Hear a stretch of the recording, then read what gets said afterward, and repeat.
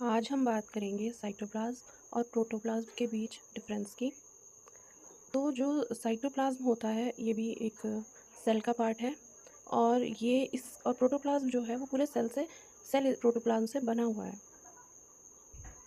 Cytoplasm है एक तरह का फ्लूइड पार्ट है सेल का, जो कि सेल मेम्ब्रेन या आउटर मेम्ब्रेन और न्यूक्लियस के मेम्ब्रेन के सेंटर में प्रेजेंट होता है। और जो साइटोप्लाज्म है इसी में जो रहते हैं सेल ऑर्गेनेलीज रहते हैं और मिक्सचर सॉल्यूशन होता है, उसे बोलते हैं साइटोसोल। वो भी साइटोप्लाज्म का ही पार्ट है।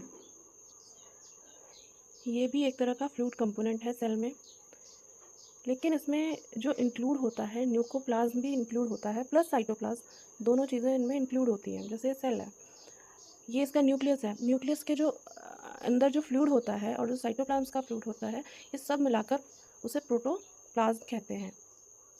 मीन्स कि ये कंप्लीट मिक्सचर होता है फ्लूइड का।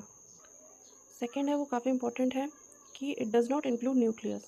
इसमें न्यूक्लियस इंक्लूड नहीं किया जाता, जबकि इसमें न्यूक्लियस इंक्लूड किया जाता है।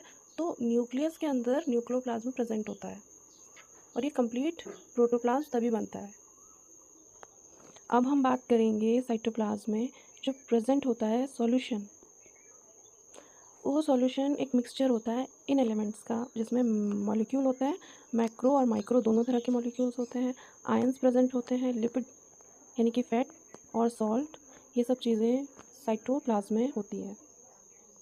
अब जो प्रोटोप्लाज्म की बात करेंगे उसमें मैक्रो मॉलिक्यूल्स प्रेजेंट होते हैं, जैसे carbohydrate, protein and lipid.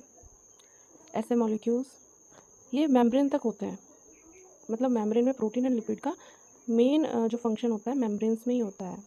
Nucleus में भी होता है।